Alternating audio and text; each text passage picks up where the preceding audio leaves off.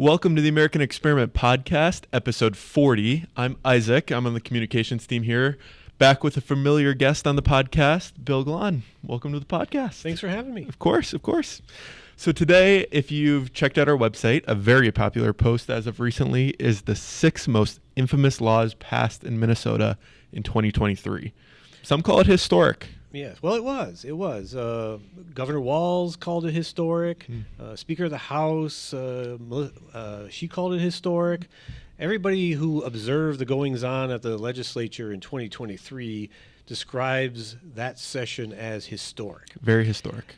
Decades, maybe the history of the state. And the context was, it was the first time in 10, 12 years that Democrats had complete control of state government. They had their governor reelected, Tim Walz, he's a Democrat. Democrats had control of the House, and then for the first time in a number of years took control of the state Senate. And so they had a one-seat majority, 34-33 margin. And again, from memory, they took control of that one seat. It's over in the Hastings Red Wing area by only about 300 votes. So very narrow election, very close election, but they got that one-seat majority, and they ran the table. They passed everything they could think of. And what I did was went back through that historic session and tried to pick out what I thought, personally, in my own opinion, the 5 most infamous laws passed by the Democrats last year in Minnesota and signed by Governor Tim Walz. Yeah, so let's dive into some of that history. First up, did Democrats make pedophilia a protected class? It would appear so, and I know that sounds outrageous, and it sounds like we're just making something up, but again, some context for this law. So Minnesota has had on the books for many, many years a Human Rights Act that protects certain classes of people from discrimination, the usual ones you would think of by race and creed, men and women. Religion, also disability. So they have a number of itemized classes of people who are protected under our statutes, under the Human Rights Act, from workplace discrimination, other kinds of discrimination. And so they decided in 2023 to add transgender or transsexual status as a protected class. And that could have been the 7th one. I could have added that as a separate item. Sure. But in doing that, they took that opportunity to rewrite the definition of sexual orientation. So you are protected under Minnesota state law, under the Human Rights Act of the state, from discrimination on the basis of your sexual orientation. That's been on the books for a number of years. Minnesota, I think, was one of the first states to add that. But they wanted to add a new category, and that new category was transgender status, and there are 4 or 5 or 6 different words they use to describe that phenomena as a protected class or classes of people. But they took that opportunity to rewrite the definition of sexual orientation, and it's never been clear to me that to add transsexual, transgendered people as a protected class, that you would need to ever touch the sexual orientation definition. Sure. But they did. They completely rewrote the definition of what sexual orientation is. And the original definition, and these are all delicately negotiated settlements between liberals and conservatives, Republicans and Democrats, people on both sides. Every word is fought over. Every word is fought over, and they had come to a settlement which carved out the concept of pedophilia, that is, adults who are sexually attracted to children, as being a sexual orientation. We weren't talking about protecting pedophiles. In fact, we carved them out as a group of people we were explicitly not protecting under statute, because we didn't want people to somehow get the erroneous idea, that sexual orientation included acts associated with pedophilia. Of course. The acts are still prohibited by law. You can't attack a child. That hasn't been legalized. But we removed that exception to the law about sexual orientation for pedophilia protection out of the law and replaced it with this super vague language where protected just regardless of your sexual preferences, whether they're men or women, both, neither, and then a bunch of other words follow that, which could lead one to believe that maybe a pedophile was protected. So again, we won't know until there's a court case and somebody takes this and it goes to the state Supreme Court and they make a precedent-setting ruling about it. But neither of us have a legal education. We're not lawyers. But a layman's reading of the new definition, the people who are protected under our Human Rights Act, you could make an argument that it would include a pedophile. Wow.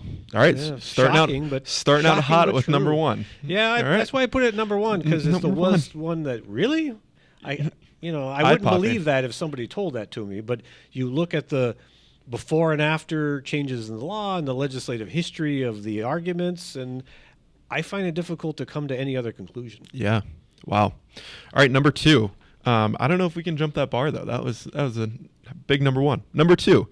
Did Democrats make Minnesota a transgender refuge for children? Yes, and that's unambiguous, and that was their intent. Their stated intent was to protect transgendered people under the Human Rights Act. Mm-hmm. And then the issue of, well, what about minors, people who are under the age of 18, who can't on their own consent to certain medical procedures, whether it's the hormones to block puberty development, or whether it's surgeries to make your physical appearance correspond to your identity. Mm-hmm. If you're under 18, you would need a parent's permission to have life-altering surgeries or life-altering medications that would block puberty, block your sexual development. So it was an intentional act to create Minnesota as a refuge state for children who are into that category. Mm. So to do that, they passed a bunch of protections. So if you were to come here with your parents and seek such medical treatment, that a different state or anybody in another state couldn't reach into Minnesota and yank you back. I guess that was the thing. But they did a curious thing with what's called temporary status. So you read this, and a judge in Minnesota, if a minor came to Minnesota unaccompanied by their parents mm-hmm. or accompanied by other relatives who aren't their legal guardians, a state judge could rule that the state has custody of that child, regardless of the parents' wishes, one or both of them, for the purpose of, and is explicit, for the explicit purpose of having a child seek these medical treatments, either surgeries or puberty blockers.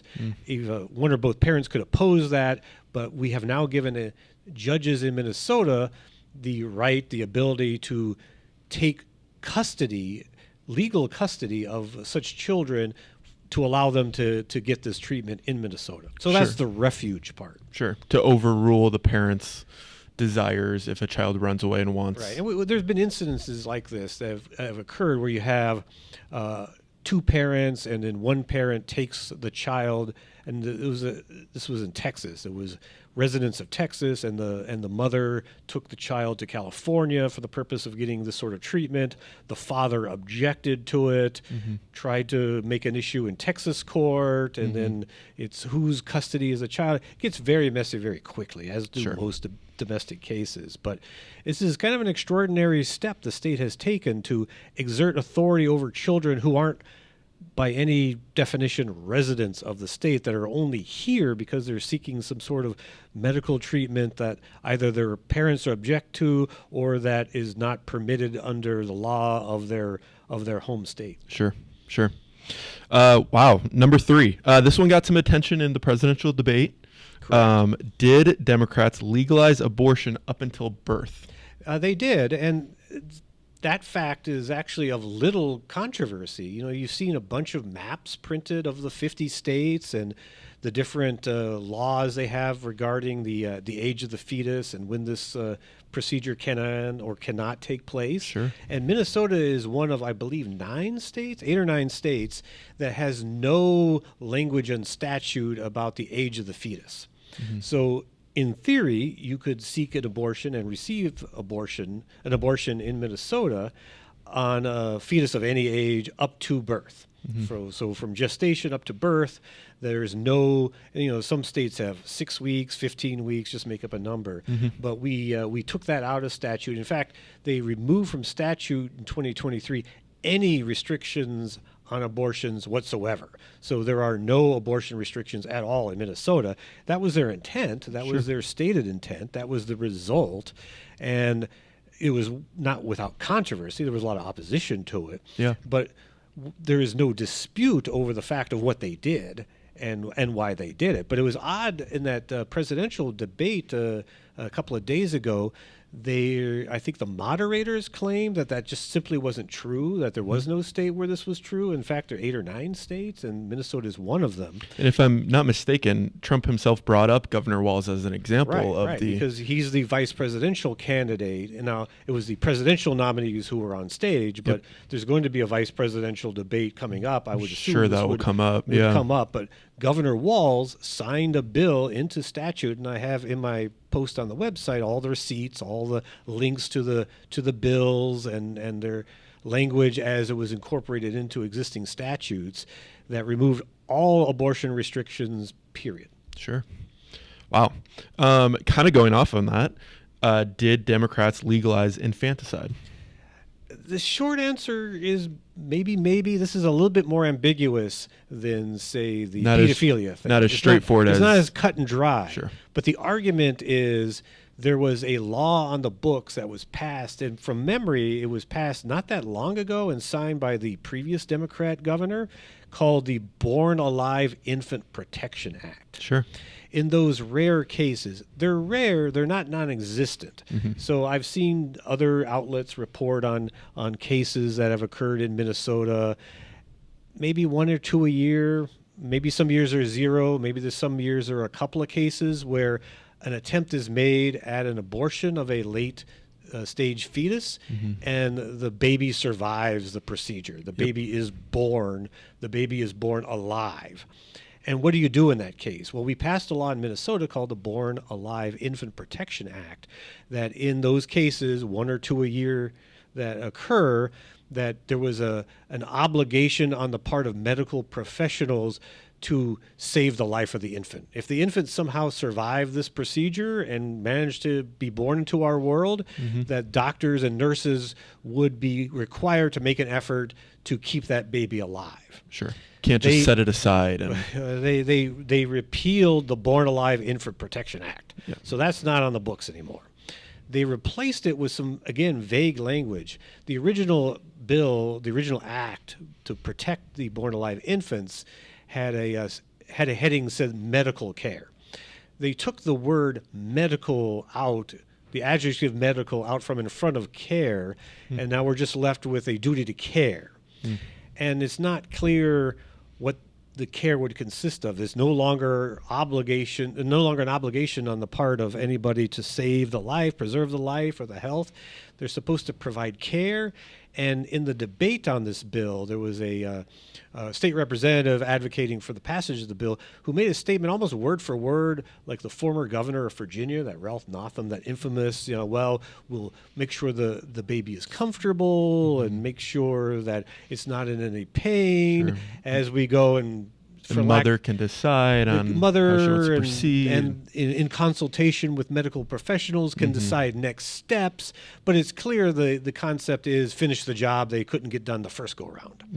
And so did they, presumably there are still laws on the books about murdering children and committing the murder of small humans who are in this world. But by repealing something called the Born Alive Infant Protection Act, you wonder what the goal was. So that's why I give it a maybe. It's ambiguous, and maybe I'd hate to have it happen, but a test case comes along and it has to be decided by the courts. The idea is to take this out of the hands of courts and put it into the hands of parents and medical professionals, but I don't think that context quite works with this set of facts. It was no mistake to remove medical from medical care. No, that was a deliberate act. We weren't just cutting down the word count. No, it was, again, like we rewrote the sexual orientation language for no obvious reason. The reasoning here was more than obvious. Wow. Well, going on to number 5, did Democrats create a hate speech snitch line? Well, that was their original intent. And again, people are familiar with the concept of hate crimes. Maybe less so with the concept of hate speech, people saying words that you find offensive, that are otherwise protected by your First Amendment right. And so, like with hate crimes, there's a far greater demand for hate crimes than are being supplied. So you have all these incidents which turn out to be hoaxes or greatly exaggerating the set of facts. And so the intent was, and what Democrats were trying to do here was to come up with a database, a log, a record, if you will, of what they use the word incidents. Sure. They're not crimes. They're nothing that can be prosecuted under law. So there's nobody with a criminal liability, but it's instances where people have said something or done something that creates a uncomfortable feeling or a sense of outrage. And apparently there were people out there in the world who wanted a place they could report incidents that weren't, I'm going to call the police and report a crime. They wanted some other intermediary. And so there was an effort to create this at the Department of Human Rights, that they were going to keep a log, keep a record of hate speech incidents or hate incidents that didn't rise to the level of a criminal act, but were something lesser, but something they wanted to keep track of. And what data is going to be, there was a big outrage, there was big pushback on that, and they watered down the law, they changed some of the language, but we seem to have ended up in the same place. And what they've done is they've given the Department of Human Rights a budget of $645,000 to write a report. And the report is going to be a compendium of these incidents. Expensive report. It's an expensive report, and there's no definition of what incidents will be recorded or what really the purpose of the recording is.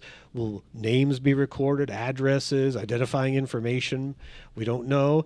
And it actually deputizes unnamed non-governmental organizations, nonprofits, to do the data collection. So if you feel like I've said something offensive to you, a hate incident, you can call one of several, apparently, nonprofits, report that. They'll take your report and then pass that on to the Department of Human Rights, who's going to put it in this $645,000 report that they're going to write in the next couple of years. Sure. Are there any limits on this hate speech? I mean, the first example that comes to mind is like misgendering or... There's no definition at all. You would like to think it reports back to our first incident, which classes of people are protected under the Human Rights Act. Sure. So, left-handedness is not protected. So if you're going to make fun of the fact I'm left-handed, I guess, I'm just going to have at it. Yeah. I'm just out of luck. Yeah. I don't have a place I can go report that. But I would presume if I qualified for one of those protected classes and you said something to me I didn't like, I could go to a nonprofit, report it there, and that report would be handed up the ladder to the Department of Human Rights for purposes unknown. Sure. Wow. Well, that brings us to our sixth. Did Democrats mandate the inclusion of ethnic studies in schools? Oh, they did. This is obvious. That was their intent, and the language is unambiguous.